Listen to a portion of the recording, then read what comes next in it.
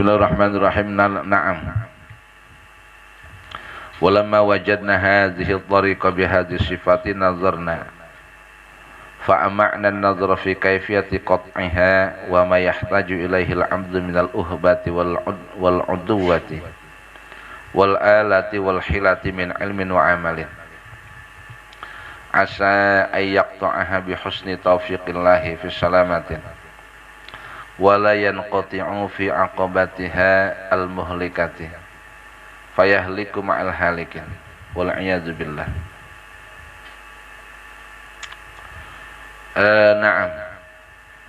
Na'am iya. Artinya gini. Kata si pengarang kita Imam Ghazali, ketika kami mencermati bahwa jalan menuju kebahagiaan kepada Allah itu memang banyak rintangannya, banyak penghalangnya, sangat berat, kemudian ada begalnya, kemudian besar bahayanya, dan lain sebagainya. Jalan menuju kepada akhirat. Setelah kami pikir begitu, ya semacam itu, semacam itu. Lawalamma wajadna hadhihi tariqa bihadhihi sifati, ketika kami mendapati bahwa jalan ini, jalan kebahagiaan ini, bihadhihi sifati, disifati dengan sedemikian rupa ya. Ketika jalan menuju kebahagiaan akhirat itu disifati dengan sedemikian rupa, sifatnya ya sedemikian rupa itu berat, banyak rintangannya, banyak tantangannya, kemudian besar madorotnya, kemudian banyak penghalangnya, kemudian jauh perjalanannya, sangat berat ditempuh, dan lain sebagainya, Maka dari sini kata Imam Ghazali, nazarna, maka kami berpikir, fa'ama'na tariqa, fa'ama'na nazar fi kaifiyati qat'iha. Maka di sini kami berpikir secara mendalam. Kami berpikir secara mendalam bagaimana caranya memutus jalan itu. Ya. Bagaimana caranya menempuh jalan itu. Ya walaupun sulit, berat, rintangan banyak, penghalangnya banyak, kemudian jauh perjalanannya menuju akhirat sampai kematian kita. Itu kami berpikir bagaimana cara menempuhnya. Kemudian wa ma yahtaju ilaihil 'abdu minal uhbati wal 'uduwati wal alati wal hilati min ilmin wa amalin. Kemudian apa yang dibutuhkan oleh seorang hamba? Apa yang dibutuhkan oleh seorang hamba? Di dalam apa? Mempersiapkan menuju jalan itu ya. Minal uhbati, dari apa? Alatnya, berupa alatnya. Kemudian wal uduwati, dan persiapannya, wal alati, dan alat ya alatnya juga, wal hilati, dan wal hilati, dan cara-caranya ya. Cara menghelahnya, mensiasatinya, wal hilati, dan bagaimana cara mensiasatinya. Kata Imam Ghazali gitu, gimana caranya? Dengan ilmu dan amal untuk menempuh jalan akhirat, jalan kebahagiaan itu. Ya. Jadi Imam Ghazali menampilkan cakrawa berpikir ketika memang ibadah menuju kebahagiaan akhirat itu adalah satu perjalanan yang sangat jauh dan berat, rintangannya banyak madorotnya, banyak bahayanya. Maka bagaimana caranya kita bisa, seorang hamba bisa sampai ke sana? Apa ya yang perkakas alat yang dibutuhkan? Apa persiapannya? Itu. Kemudian muslihatnya apa untuk bisa ke sana? Asa ayyaqta'aha bi husni taufiqillahi fi salamatin. Mudah-mudahan asa ayyaqta'aha bi husni taufiqillahi, mudah-mudahan seorang hamba itu tidak akan jatuh, tidak akan terputus, tidak akan terlepas, tidak akan jatuh dengan pertolongan Allah, dengan kebaikan pertolongan Allah, fi salamatin, dalam keselamatan. Wala yanqati'u fi aqabatiha al-muhlikati fayahliku mal halikin. Dan mudah-mudahan seorang hamba ketika menjalani jalan kebahagiaan itu, dia tidak apa? Dia tidak akan jatuh di dalam apa? Penghalang-penghalangnya. Di dalam penghalang-penghalangnya yang bisa membinasakan dia, maka menjadi sebab binasanya dia bersama dengan orang-orang yang binasa. Auzubillah. Wal'iyadzubillah. Berlindung hanya kepada Allah. Jadi jangan sampai jatuh kita. Seorang hamba menuju kebahagiaan kepada jalan Allah, jangan sampai dia jatuh. Nah, gitu. La fasannafna fi qat'i hadhihi tariqi wa sulukiha kutuban ka ihya'i ulumuddin wal qurbati ila Allah ta'ala.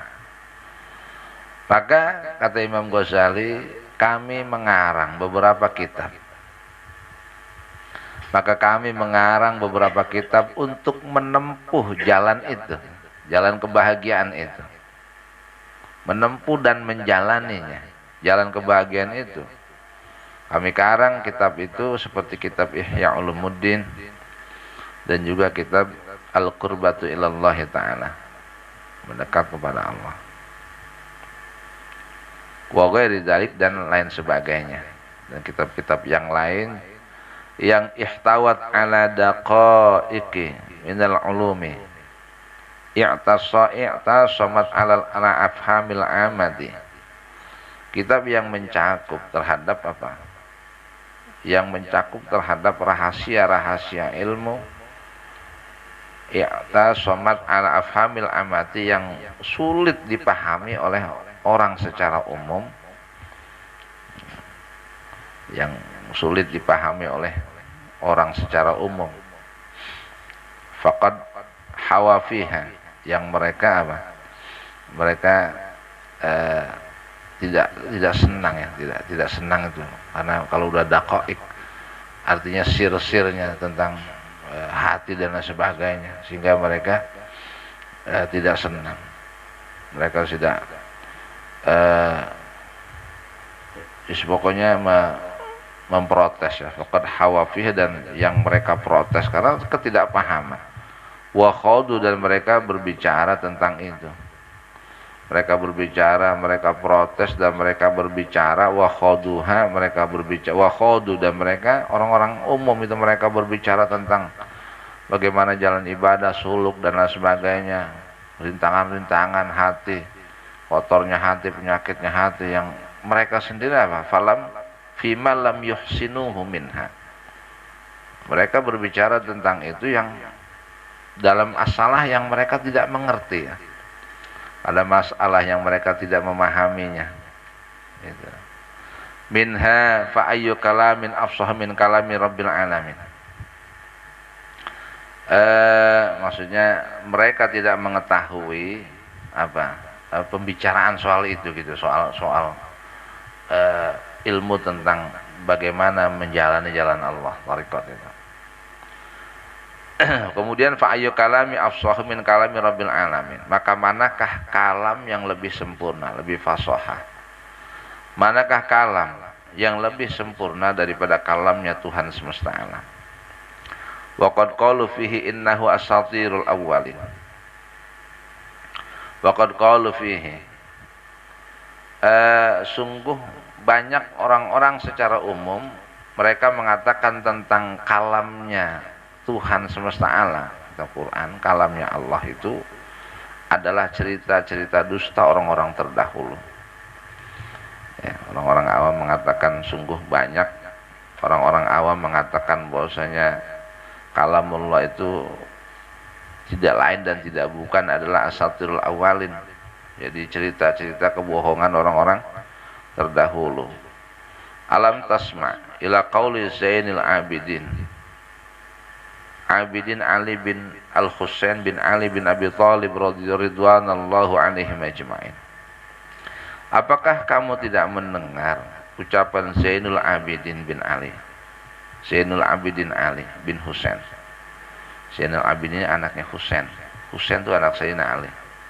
Jadi cucunya Sayyidina Ali, Zainal Abidin. Ya. Apakah kamu tidak pernah mendengar ucapan apa? Sayyid Zainal Abidin Ali bin Husain. Ucapannya begini. Inni la'aktumu min ilmi jawahirahu ayla yara zaka zu jahlin fayaftatina wa qad taqaddama fi hadza Abu Hasan ilal Husain wa wassa qablahul husna ya rubba jawharin ilmin law abu hubihi laqila li anta mimman ya'budul wasna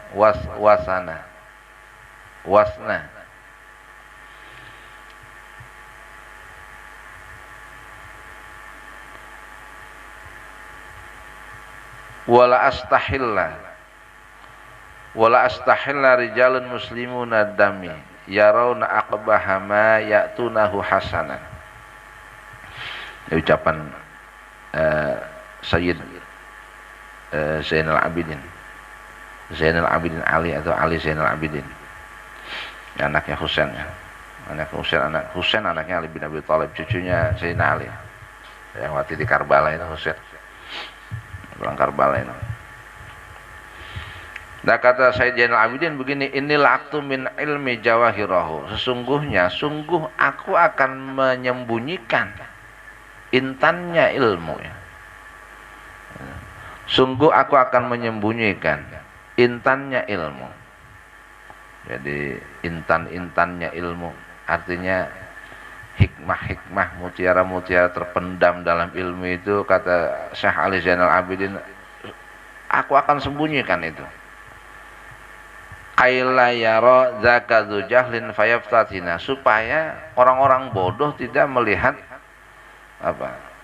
supaya orang-orang bodoh itu tidak melihat itu, bahwa intan-intannya ilmu itu ketika mereka melihat maka mereka akan menfitnahku, kata Syekh Zainal Abidin, supaya orang-orang bodoh mereka tidak melihat terhadap intan-intannya ilmu itu yang menjadikan mereka memfitnahku, ya. Karena hal ini, kata Zainal Abidin, wa qad taqaddama fi hadza Abu Hasan, sungguh Syekh Abu Hasan juga dulu pernah begitu. Beliau berkata ilal Husain, kepada Husain. Husain bapaknya. Dulu bapak saya Husain juga pernah digitukan oleh siapa? Oleh Abu Hasan. Wa wassa qablahu al-husna. Abu Hasan pernah berwasiat sebelumnya, ya, berwasiat kebaikan sebelumnya kepada Husain. Ya rubba jauhari ilmin. Ini dia dikutip pendapat bapaknya juga dulu pernah dipesan begitu. Ilmu itu intannya ilmu itu kan hakikat. Hakikat ilmu, manisnya ilmu, pokoknya apa tuh bahasanya? Apa itu? Kalau ilmu, kalau sudah sampai pada pengejauhan tahan tuh apa namanya? Bukan makrifat. Artinya ilmu itu ketika sudah diamalkan nanti tuh apa namanya? Pokoknya pengejauhan tahan lah. Gitu. Inti sari udah. Intinya ilmu kalau sudah diamalkan tuh sudah jadi intinya itu, sudah jadi intannya itu, gitu. Jadi kalau kita ceritakan itu nanti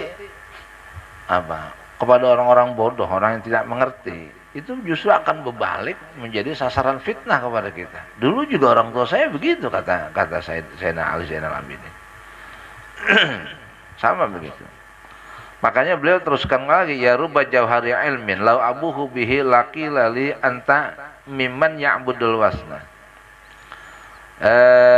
Berapa banyak intan-intalnya ilmu, berapa banyak intannya ilmu itu, yang andaikan aku jelaskan, laki lali anta mimman ya'budul wasna, maka orang akan berkata kepadaku, engkau adalah orang yang menyembah berhala.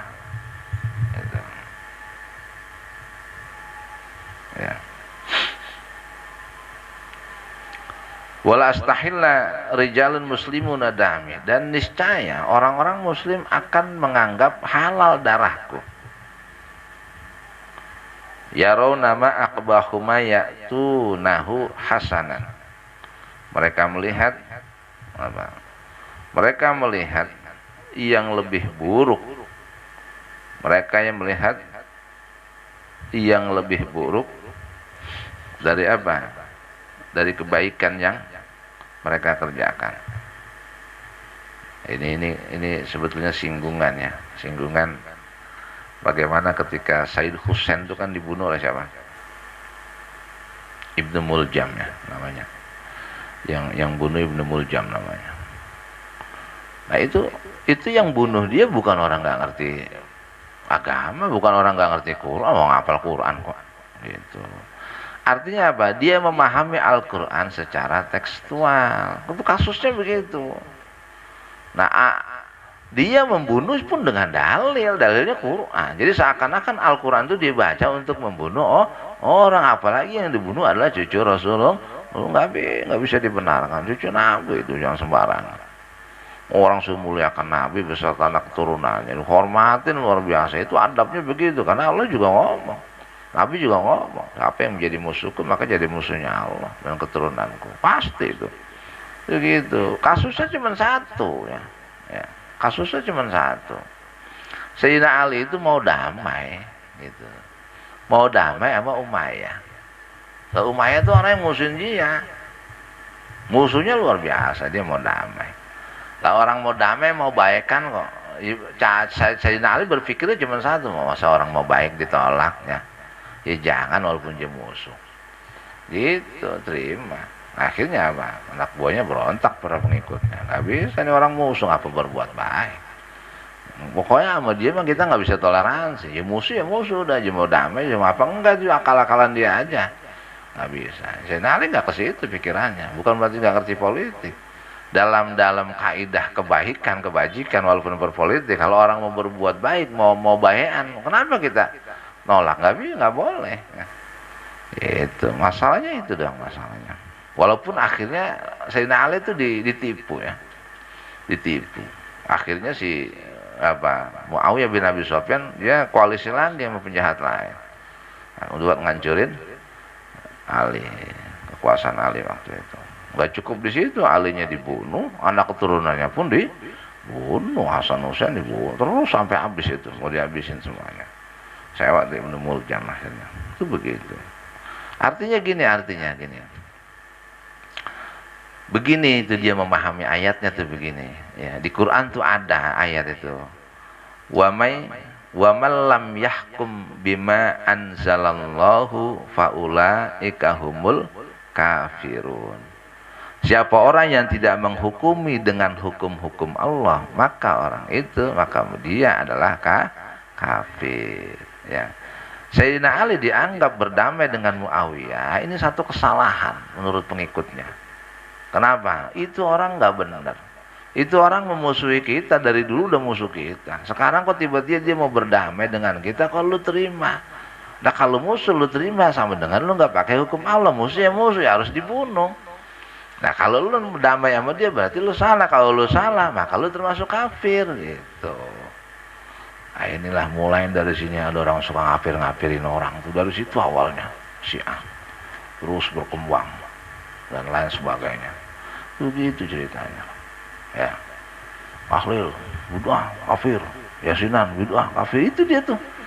Nah, gitu tuh awalnya dari situ tuh. Bukan kagak ada awalnya, ada awalnya terus sampai sekarang. Sampai hari kiamat ada ntar. Begitu awalnya gitu.